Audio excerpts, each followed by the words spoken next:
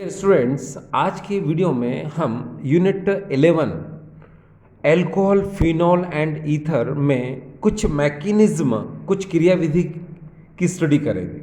Dear, हमारे mobile screen पर जो सबसे पहला फर्स्ट मैकेनिज्म है वो देखिए, acid catalysed hydration of alkene.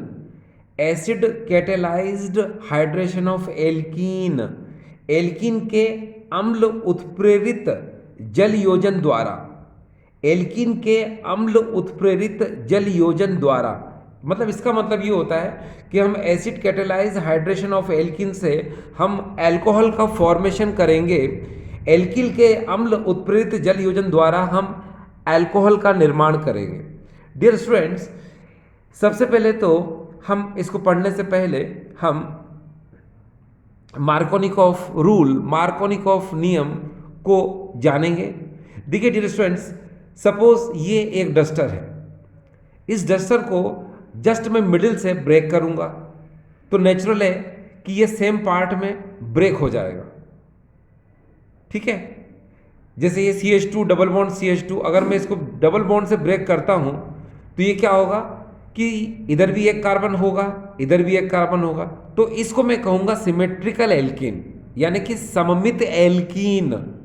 और मान लो ये डस्टर है, इस डस्टर को अगर मैं बिल्कुल कोने से अगर तोड़ देता हूं तो इधर क्या ज़्यादा बड़ा पार्ट होगा, इधर छोटा पार्ट होगा। ठीक है, तो ये अनइक्वल पार्ट में क्या होंगे, ब्रेक हो जाएगा, यानी असमान भागों में क्या, ये डस्टर टूट जाएगा। जैसे CH3 CH double bond CH2, अगर मैं डबल बॉन्ड से इसको ब्रेक करता हूं तो नेचुरल है कि इधर दो कार्बन है, इधर एक ही है, तो हम इस एल्कीन को हम लोग बोलेंगे अनसिमेट्रिकल एल्कीन, यानी कि असममित एल्कीन। तो यहां एक ही बात आती है कि देखिए, जो सिमेट्रिकल एल्कीन यानी सममित एल्कीन है, इस पे मार्कोनिकॉफ नियम नहीं लगता है, नहीं एंटी मार्कोनिकॉफ नियम लगता है। ये मार्कोनिकॉफ नियम या फिर एंटी मार्कोनिकॉफ रूल ये अनसिमेट्रिकल एल्कीन, असममित एल्कीन पर ही लगता है। चलिए, तो यहां से आपको नॉलेज हो गया कि अनसिमेट्रिकल एल्कीन पर ही मार्कोनिकॉफ रूल और एंटी मार्कोनिकॉफ रूल लगता है, इस पर नहीं लगेगा। चलिए, अब मार्कोनिकॉफ रूल में क्या होता है ये भी जानना चाहेंगे हम। तो मार्कोनिकॉफ रूल में आपने देखा होगा कि डबल बॉन्ड वाला ये कार्बन है और ये कार्बन है, तो याद रखना आप, मार्कोनिकॉफ नियम में क्या होता है कि कम हाइड्रोजन वाले कार्बन से यहां आपको पता है पाई इलेक्ट्रॉन होते हैं, ये तो आपको पता ही होगा डियर। देखिए यहां पर जैसे C डबल बॉन्ड C है सपोज, ये देखिए, तो इसमें एक पाई होता है और एक सिग्मा बॉन्ड होता है ना। तो क्या होगा, यहां पर देखिए डबल बॉन्ड है तो इसमें पाई सिग्मा, यहां पर भी डबल बॉन्ड है तो पाई सिग्मा। तो नेचुरली हम बात किसकी कर रहे हैं अभी, अनसिमेट्रिकल एल्कीन यानी असममित एल्कीन की बात कर रहे हैं। तो यहां पर क्या होगा कि जो पाई है, ये पाई इलेक्ट्रॉन, ये हमेशा कम हाइड्रोजन वाले कार्बन से ज्यादा हाइड्रोजन वाले कार्बन की तरफ क्या करेगा, मूव करेगा, यानी कि कम हाइड्रोजन वाले कार्बन से ज्यादा हाइड्रोजन वाले कार्बन की तरफ जाएगा। तो क्या होगा, यहां पर पॉजिटिव साइन आ जाएगा और यहां पर क्या आएगा, नेगेटिव साइन। बस ये याद रखना आप, यहां पॉजिटिव आएगा और यहां पर क्या आएगा, नेगेटिव। ठीक है, और आपको ये भी पता होगा क्या कि जैसे मान लो यहां पर ये HBr है, सपोज ये H पॉजिटिव और ये Br नेगेटिव है। अभी मैंने आपसे कहा कि पाई इलेक्ट्रॉन जब इधर से इधर जाएगा तो ये नेगेटिव होगा और ये क्या होगा, पॉजिटिव होगा, है ना। तो इस नेगेटिव से कौन जुड़ेगा, आपको पता है H, और Br कहां जुड़ेगा, इस पॉजिटिव से, क्योंकि Br पर नेगेटिव साइन है तो कहां जुड़ेगा, यहां पर। तो हमेशा याद रखो 2 ब्रोमो प्रोडक्ट बनेगा, 2 ब्रोमो उत्पाद बनेगा, यानी कि मार्कोनिकॉफ नियम में हमेशा याद रखना 2 ब्रोमो 2 हाइड्रोक्सो 2 क्लोरो प्रोडक्ट बनता है। जबकि एंटी मार्कोनिकॉफ में क्या होता है, 1 ब्रोमो 1 क्लोरो 1 हाइड्रोक्सो, यानी कि इस टाइप के कंपाउंड यानी कि उत्पाद का निर्माण होता है। अब आपको ये याद रहे, चलो मैं आपकी मदद करता हूं, कैसे, ये ट्रिक आपको बता रहा हूं मैं आपको, आप बस ये याद रखिए। ये देखिए, मत आओ, इतना याद रखो आप, मत आओ। अब देखिए कैसे, इसका मतलब होता है कि मार्कोनिकॉफ रूल में 2 प्रोडक्ट बनेगा और एंटी मार्कोनिकॉफ रूल में 1 प्रोडक्ट बनेगा, ये आपको याद हो जाएगा। ठीक है, मार्कोनिकॉफ रूल में 2 प्रोडक्ट बनेगा, जैसे 2 हाइड्रोक्सो 2 क्लोरो 2 ब्रोमो, और एंटी मार्कोनिकॉफ रूल में वन प्रोडक्ट बनेगा, जैसे one bromo, one chloro, one hydroxo. ठीक है डियर, चलिए अब हम आज का पहला मैकेनिज्म लेते हैं, और पहला मैकेनिज्म हमारे सामने है, ये देखिए, acid catalysed hydration of alkene.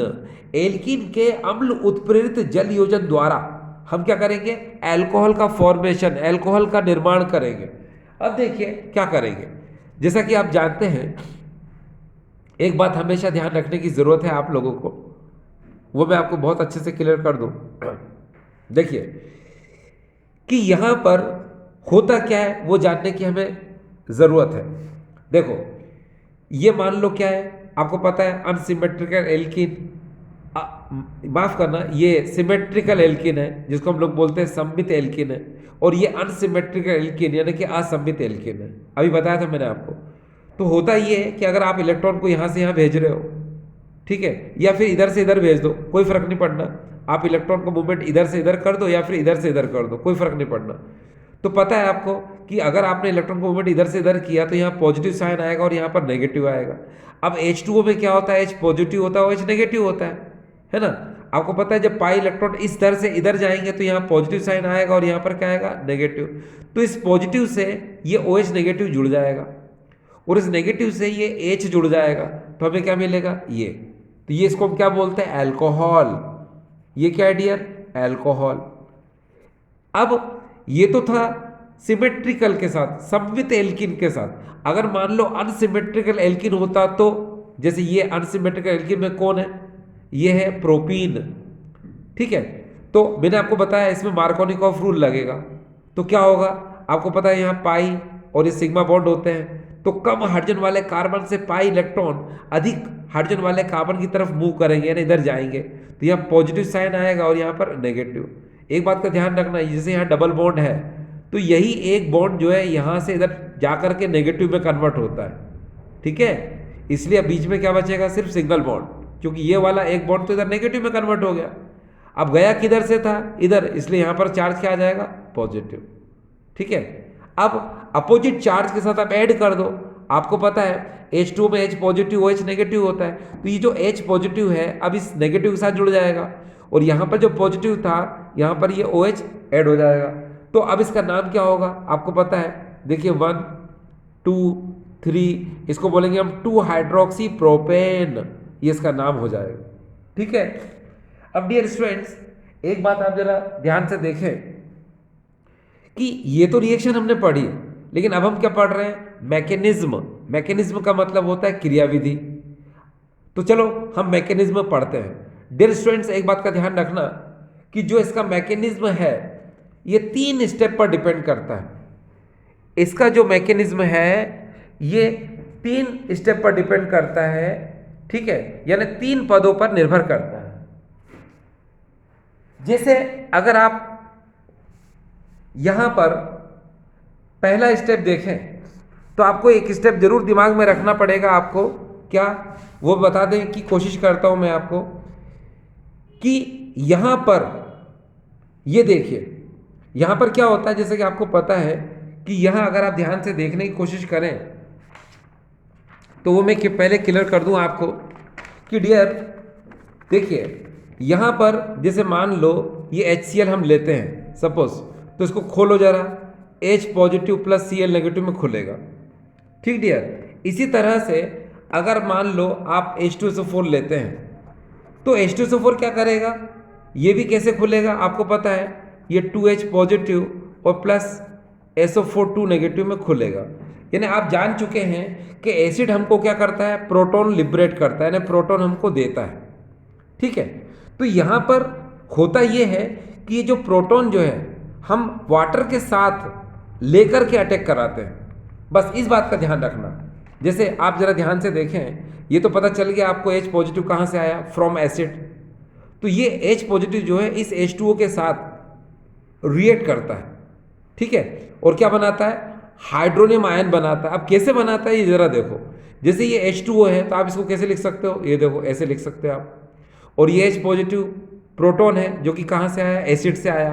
तो देखना जैसे ही ये लोन पेयर ये इसको देगा, किसको, इस प्रोटॉन को देगा, तो लोन पेयर दे किसको रहा है, ये प्रोटॉन को, तो इसका पॉजिटिव कहां पर आ जाएगा, ऑक्सीजन के पास। क्यों, क्योंकि ऑक्सीजन ने लोन पेयर दिया है ना भाई, तो ये पॉजिटिव साइन कहां पर आएगा, ऑक्सीजन के पास।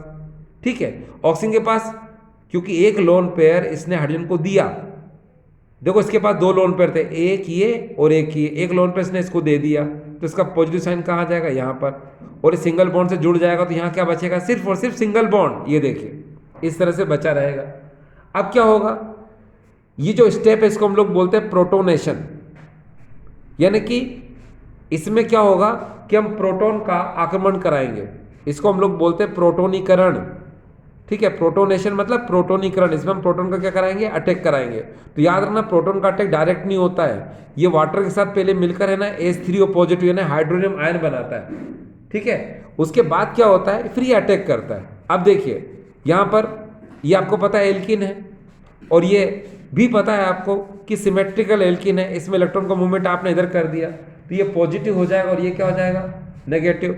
तो यहाँ पर ये हाइड्रोनियम आयन है जो कि अभी इधर बनाया था, तो होता क्या है वो देख लो कि इलेक्ट्रॉन का मूवमेंट जब इधर से इधर किया आपने, तो यहाँ पर पॉजिटिव साइन आएगा और यहाँ पर क्या आएगा, नेगेटिव। ठीक, और आपको ये पता होना चाहिए कि फर्स्ट स्टेप में कार्बोकेटायन का फॉर्मेशन होता है, यानी कार्बोकेटायन का निर्माण होता है। और कार्बोकेटायन क्या होता है कि जिस कंपाउंड के कार्बन पर पॉजिटिव साइन हो उसको हम लोग बोलते हैं कार्बोकेटायन। तो ये तो समझ में आ गया आपको कि पाई इलेक्ट्रॉन आपने इसको इधर से इधर भेजा तो यहाँ पॉजिटिव साइन आएगा और यहाँ पर क्या आएगा, नेगेटिव साइन। लेकिन ये प्रोटोनेशन है, प्रोटोनीकरण है, तो इसमें क्या होगा, हम प्रोटॉन का अटैक कराते हैं, किसके साथ, सिंगल अटैक नहीं करता वो हाइड्रोनियम के साथ ऐड होकर के, यानी कि वाटर के साथ ऐड होकर पहले हाइड्रोनियम आयन बनाता है फिर अटैक करता है। इस बात का ध्यान रखना कि जिस तरह से प्रोटॉन अटैक करता है उसी तरह से बाहर निकलता है। जैसे ये वाटर के साथ यहाँ पर ये मिल करके हाइड्रोनियम आयन बना रहा है, यानी कि प्रोटोनेशन हो रहा है, प्रोटोनीकरण हो रहा है, तो याद रखना कि ये प्रोटॉन वास्तव में जब निकलेगा तो वाटर मॉलिक्यूल के साथ ही निकलेगा। इस बात का जरूर ध्यान रखना। ठीक है, चलिए तो क्या होगा, चलो देखो आपको पता है हाइड्रोनियम आयन है। ठीक है, तो ये वाला बॉन्ड जो है आपने इसको इधर से इधर भेज दिया। ठीक है, तो ये वाला प्लस जो है अब कहाँ आ जाएगा, यहाँ आ गया, कहाँ आ गया, यहाँ पर। और ये वाला बॉन्ड जब जैसे इसके पास जाएगा तो पहले ऑक्सीजन के पास एक लोन पेयर थे, इस बॉन्ड में दो इलेक्ट्रॉन जो होते हैं अब वो इसके पास आ जाएंगे, तो ऑक्सीजन के पास पूरे के पूरे दो लोन पेयर हो जाएंगे, दो लोन पेयर हो जाएंगे। ठीक है, और यहाँ H पर क्या आ जाएगा, पॉजिटिव साइन आएगा, यानी कि इसको हम ऐसे कर सकते हैं, देखिए H positive and you can watch this, ये देखिए ऐसे हो जाएगा। अब ये H पॉजिटिव कहाँ अटैक करेगा, ये तो पता चल गया आपको, कहाँ अटैक करेगा, नेगेटिव पे, यहाँ अटैक कर देगा। तो ये H पॉजिटिव कहाँ अटैक करेगा, नेगेटिव पे, यहाँ अटैक कर दिया इसने। ठीक है, अब क्या होगा, अब जो बनेगा इसको कहेंगे हम कार्बोकेटायन। देखिए कार्बन पर पॉजिटिव साइन है, इसका मतलब ये क्या है, कार्बोकेटायन। तो यहाँ पर ये कार्बोकेटायन का फॉर्मेशन होता है फर्स्ट स्टेप में। ठीक है, अब सेकेंड स्टेप में क्या होता है, चलो वो देख लेते हैं। सेकेंड स्टेप में ये जो कार्बोकेटायन है इस पर न्यूक्लियोफाइल वाटर मॉलिक्यूल अटैक करेगा, यानी कि सेकेंड स्टेप में ये जो कार्बोकेटायन है इस पर नाभिक स्नेही जल का अणु आक्रमण करेगा। देखिए कैसे, ये देखिए ये वाटर मॉलिक्यूल है। ठीक है, इसी को हम लोग बोलते हैं न्यूक्लियोफिलिक रिएजेंट। ठीक है, क्योंकि यहां पर ये कौन है, न्यूक्लियोफिलिक, नाभिक स्नेही अभिकर्मक है ये, तो ये अटैक कहाँ करता है, सबको पता है, जहां पर पॉजिटिव साइन हो। ठीक है, तो इस कार्बोकेटायन आपको पता है ये कौन है, कार्बोकेटायन, तो कार्बोकेटायन के पॉजिटिव पर ये क्या करेगा, देखो ये ऑक्सीजन अपना लोन पेयर देगा, ये दे दिया, तो आपको पता तो है भाई, आप जानते हो ना कि जब कोई ऑक्सीजन ये लोन पेयर इसको देता है किसको, पॉजिटिव को, तो इसका पॉजिटिव कहाँ पर आ जाता है, ऑक्सीजन के पास। ठीक है, और ये ऑक्सीजन उसके साथ क्या हो जाता है, लिंक हो जाता है। तो देखिए यहाँ पर क्या हुआ, ऑक्सीजन लिंक हो गया इसके साथ और पॉजिटिव साइन कहाँ आ गया इसके पास, ये देखिए यहाँ आ गया। लोन पेयर दो थे, एक देता है इसको, दो लोन पेयर है ना, एक लोन पेयर इसने इसको दिया तो यहाँ बॉन्ड बना लेगा और ये पॉजिटिव कहाँ आ जाएगा, ऑक्सीजन के पास, ये देखिए। ठीक है, अब इसके जस्ट बाद हमको क्या करना है, डीप्रोटोनेशन करना है, यानी इसको हम लोग बोलते हैं क्या, डीप्रोटोनेशन का मतलब होता है विप्रोटोनीकरण। विप्रोटोनीकरण का मतलब होता है यहाँ पर प्रोटॉन क्या होगा, बाहर होगा, ये प्रोटॉन क्या होगा, यहाँ पर विलग होगा, पृथक होगा, अलग होगा। तो अब हम उसको अलग कैसे करेंगे, अलग करने के लिए मैंने आपको पहले ही कहा था क्या वाटर मॉलिक्यूल लाएंगे। ठीक है, क्योंकि आपने अटैक भी हाइड्रोनियम आयन के साथ कराया था प्रोटॉन का, तो नेचुरल है कि आप हाइड्रोनियम आयन बना के ही इसको क्या करेंगे, आप बाहर निकालेंगे। तो इसीलिए आपने यहाँ पर वाटर मॉलिक्यूल लिया।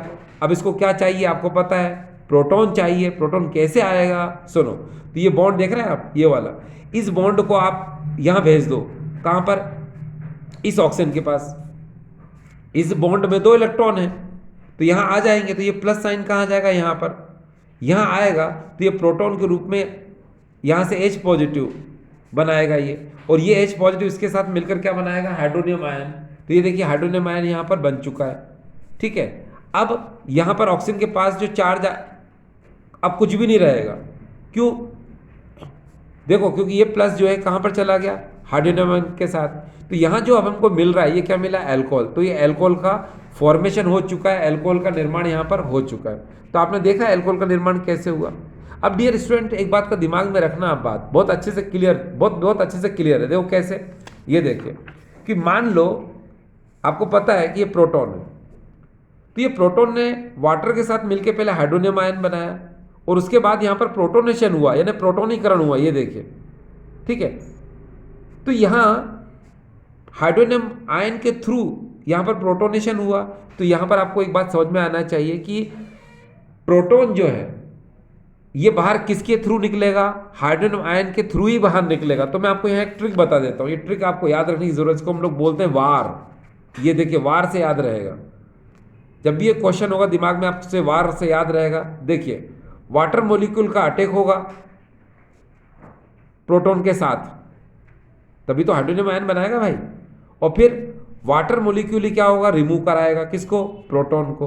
तो अब आपको क्लियर हो गया क्या, कि वाटर मॉलिक्यूल का अटैक होगा प्रोटॉन के साथ, और वाटर मॉलिक्यूल ही रिमूव होगा किसके साथ, प्रोटॉन के साथ। तो इसीलिए ये वार से आई होप आपको समझ में आया होगा। अब देखिए डियर स्टूडेंट्स, अब हम नेक्स्ट मैकेनिज्म पढ़ने जा रहे हैं, जिसका नाम है डिहाइड्रेशन ऑफ अल्कोहल। इसी को हम लोग बोलते हैं अल्कोहल का निर्जलीकरण। ये देखिए, तो यहाँ पर डिहाइड्रेशन ऑफ अल्कोहल की अगर हम बात करते हैं, तो इसको हम लोग बोलते हैं अल्कोहल का निर्जलीकरण। अब डिहाइड्रेशन ऑफ अल्कोहल अगर हम करेंगे तो क्या होगा, एल्किन का फॉर्मेशन होगा, यानी एल्किन का निर्माण होगा। अब कैसे होगा, चलो शुरू करते हैं। देखिए, आपके पास ये क्या है, अल्कोहल है, और डिहाइड्रेटिंग जो एजेंट होते हैं वो कौन कौन से एजेंट होते हैं, जैसे concentrate H2SO4, H3PO4, anhydrous Al2O3 and anhydrous ZnCl2। ये सारे के सारे डिहाइड्रेटिंग एजेंट है, यानी कि निर्जली कारक पदार्थ है ये। इनकी प्रेजेंस में, इनकी उपस्थिति में ही वाटर मॉलिक्यूल क्या होता है, रिमूव होता है, जल का अणु क्या होता है, बाहर होता है। तो अब हम क्या कर सकते हैं, देखिए ये अल्कोहल है, इनमें से आप किसी की भी प्रेजेंस ले लो, और नेचुरल टेम्परेचर कितना लेना पड़ता है, 443 केल्विन, ठीक है। तो यहाँ एक बात को और जरा समझना प्लीज। देखिए, जैसे ये कार्बन है, सपोज ये कार्बन है, ठीक है, तो जिस कार्बन से फंक्शनल ग्रुप जुड़ता है उसको हम लोग बोलते हैं अल्फा, और उसके पास वाला जो कार्बन होता है उसको हम लोग क्या बोलते हैं, बीटा। जैसे मैं आपको यहाँ इस पेज पर समझाने की कोशिश करता हूँ। देखिए, जैसे मान लो ये कार्बन कोई चेन है, सपोज ये कोई कार्बन चेन है, हाँ, और यहाँ पर मान लो हमने कोई एक फंक्शनल ग्रुप लगा दिया, किस कार्बन पर, इस कार्बन पर। तो याद रखना, जिस कार्बन पर ये OH ग्रुप लगा हुआ है उसको हम लोग कहेंगे अल्फा कार्बन, इसके पास वाला होगा बीटा, इसके पास वाला होगा गामा, इसके पास वाला होगा डेल्टा। अब नेचुरल है कि यहाँ पर सपोज मान लो, मैं दूसरा एग्जांपल लेता हूँ, जैसे ये देखिए, आपको समझाने के लिए ये एग्जांपल ले लिया मैंने, ये देखो, ये इस तरह से मैंने एग्जांपल ले लिया यहाँ पर।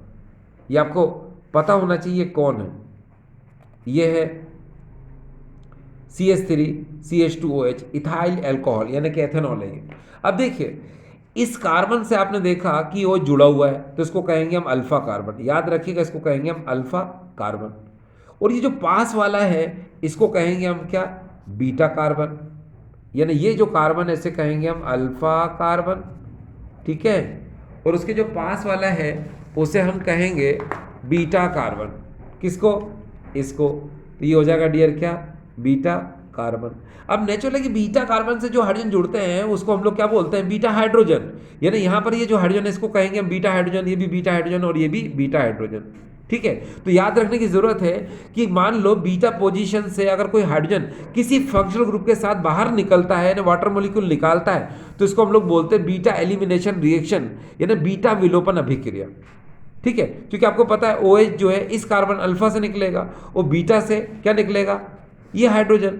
तो देखो ना, ये H और ये OH ये वाटर मॉलिक्यूल बना लेंगे, तो इस रिएक्शन को हम लोग बोलेंगे बीटा एलिमिनेशन रिएक्शन, बीटा विलोपन अभिक्रिया। चलिए शुरू करते हैं इसको समझने के लिए।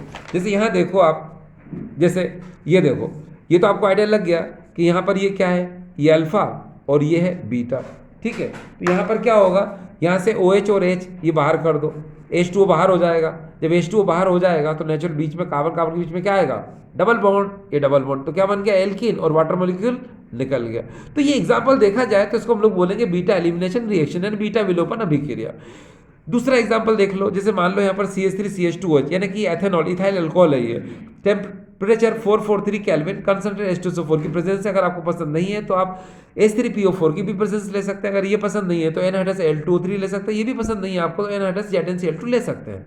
ठीक है, ये सारे के सारे जो होते हैं डिहाइड्रेटिक एजेंट यानी निर्जलीय कारक होते हैं, जिनकी प्रेजेंस की वजह से वाटर मॉलिक्यूल क्या होता है, बाहर निकलता है। तो आपको करना क्या है, यहाँ से OH और यहाँ से H निकाल दो, वाटर मॉलिक्यूल जब बाहर निकल जाएगा तो यहाँ पर एल्किन का फॉर्मेशन हो जाएगा, जैसे ये हो रहा है। ठीक है, अब हम इसका पढ़ते हैं मैकेनिज्म। अब देखिए जो मैकेनिज्म हम पढ़ रहे हैं इसको हम लोग बोलते हैं हिंदी में क्रियाविधि। तो यहाँ होगा क्या, अब वही तो बात है, आपको समझना है। यहाँ पर क्या समझना है कि देखो भाई ये अल्कोहल है, ये आपको नजर आ रहा है एथेनॉल। अब होगा क्या, ये देखिए ये H पॉजिटिव यानी प्रोटॉन कहाँ से आया, अरे भाई एसिड से आया। किस एसिड से, H2SO4 से ले सकते हो, HCl से ले सकते हो, मैंने HCl से ले लिया। तो क्या होगा, ये कर रहा है सबसे पहले प्रोटोनेशन। प्रोटोनेशन का मतलब होता है प्रोटोनीकरण, यानी कि प्रोटॉन को एक्सेप्ट करेगा। अरे भाई सीधी सी बात है, प्रोटॉन को एक्सेप्ट क्यों करेगा, क्योंकि ये लोन पेयर इलेक्ट्रॉन को देगा तभी तो प्रोटॉन को एक्सेप्ट करेगा, है ना। तो ये प्रोटॉन क्या करेगा, एक्सेप्ट करेगा, तो लोन पेयर दे दिया। अब भाई इसने लोन पेयर जैसे ही दिया तो प्लस साइन कहाँ जाएगा, इस ऑक्सीजन पर। ठीक है, और एक लोन पेयर बचेगा बस, लाइक दिस, ये देखिए। तो इसको हम लोग क्या बोलेंगे, इसको हम लोग बोलेंगे प्रोटोनेटेड अल्कोहल, और इसी को हम लोग बोलते हैं मालूम, इथाइलिन ऑक्सोनियम आयन। एक बार फिर से बोल देता हूं मैं, इथाइल ऑक्सोनियम आयन बोल दो, सिंपली बात, एज ए रेडिकल की तरह। क्या बोलेंगे उसको हम, इथाइल ऑक्सोनियम आयन, नहीं तो इसको बोलेंगे हम प्रोटोनेटेड अल्कोहल। आप दोनों में से कोई भी बोल दे। फिर से सुनो भाई, प्रोटोनेटेड अल्कोहल या फिर इथाइल ऑक्सोनियम आयन। जब भी ऑक्सीजन पर प्लस साइन हो तो बोलते ऑक्सोनियम आयन। ठीक है, अब हम एक काम करते हैं, सेकेंड स्टेप लेके आते हैं।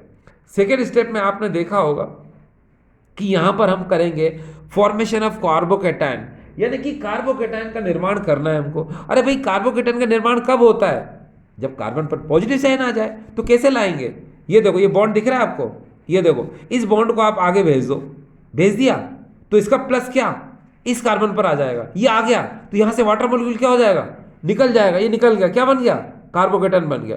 इस कार्बोकेटायन को अब हमारे पास आखिरी स्टेप बची है, और मैंने आपको आखिरी स्टेप से पहले मैंने कहा था, देखो ये किस तरह से प्रोटॉन आया था, अकेला आया था, वाटर के साथ नहीं आया था। तो निकलेगा भी कैसे ही, अकेले ही निकलेगा, इसमें वाटर को लेने की जरूरत ही नहीं है। तो क्या करेंगे, बहुत ध्यान से देखना प्लीज। ये जो आपको बॉन्ड नजर आ रहा है, अरे ये तो यहाँ के बॉन्ड को आप ऊपर से नीचे ट्रांसफर कर दो, ये ऐसे, है ना। तो ऊपर से जैसे ही ट्रांसफर करोगे तो मालूम है यहां पर H पर साइन कौन सा आ जाएगा, पॉजिटिव, और यहाँ कार्बन कार्बन के बीच में क्या आ जाएगा, डबल बॉन्ड। नहीं समझ में आया, चलो एक बार मैं और कर देता हूँ, नो प्रॉब्लम, क्या फर्क पड़ता है, HC। देखो अच्छा लगना चाहिए ना भाई, ये देखो यहाँ पर ऐसे करके ऐसे कर देते हैं, ऐसे कर देते हैं, ऐसे कर देते हैं, और यहाँ प्लस लगाते हैं। अब जरा ध्यान से देखो, ये वाला बॉन्ड दिख रहा है आपको, ये इसको मैं ऊपर से नीचे लाया यहाँ पे, तो क्या होगा कि जैसे ही बॉन्ड यहाँ आएगा तो यहाँ का प्लस साइन कहाँ जाएगा, H पर, और H पर जब प्लस साइन आएगा तो क्या बना लेगा, वो प्रोटॉन, प्रोटॉन बना लेगा तो क्या हो जाएगा, वो अलग हो जाएगा, ये अलग हो गया, और क्या बन गया, ये एल्किन का फॉर्मेशन हो गया। तो इस तरह से आपने देखा कि यहाँ पर एल्किन का फॉर्मेशन हो रहा है। देखिए आपके लिए बहुत इंपॉर्टेंट बात, दोनों हमने मैकेनिज्म को पढ़ा, दोनों मैकेनिज्म एक दूसरे के अपोजिट थे। दोनों मैकेनिज्म में अगर समझने के लिए कुछ था तो वो ये था कि देखो, अगर हमने इसको पढ़ा acid catalyse hydration of alkene, alkene के अम्ल उत्प्रेरित जल योजन द्वारा। तो इसमें आपने देखा कि ये जो H पॉजिटिव प्रोटॉन है, ये इसने डायरेक्ट अटैक नहीं किया। ये किसके साथ, ये देखो इसने क्या किया, वाटर के साथ मिलकर पहले हाइड्रोनियम आयन बनाया, उसके बाद फिर इसने क्या किया, प्रोटोनेशन यानी कि प्रोटोनीकरण किया। ठीक है, तो जिस तरह से आता है आखिर में उसको उसी तरह से जाना पड़ता है। तो आखिरी स्टेप अगर आप इसकी देखें, ये देखिए फिर से हमने वाटर मॉलिक्यूल लिया, क्यों, क्योंकि हम इसको प्रोटॉन को वापस से हाइड्रोनियम आयन बना के निकालेंगे। ठीक है, समझ में आ गया।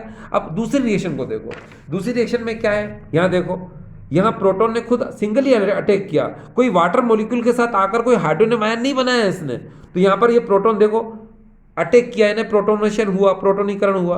अब इसका लास्ट स्टेप देखो आप, ये लास्ट स्टेप, इस लास्ट स्टेप में देखिए प्रोटॉन बाहर हो गया। ठीक है, तो ये समझ में आ रही होगी ये बातें कि आखिर जिस तरह से हम प्रोटॉन का अटैक कराते हैं, जैसे हमने ऐसे अटैक कराया, तो रिमूवल यानी निकलेगा भी ऐसे ही। ठीक है, और अगर आपने इसको वाटर के साथ लेकर के अटैक कराया है, ये देखिए वाटर के साथ लेकर के आपने फिर अटैक कराया है, तो डियर फिर निकलेगा भी वैसे ही। ये देखिए ये निकला। ठीक है, तो आई होप आपको समझ में आया होगा। ठीक है, थैंक यू।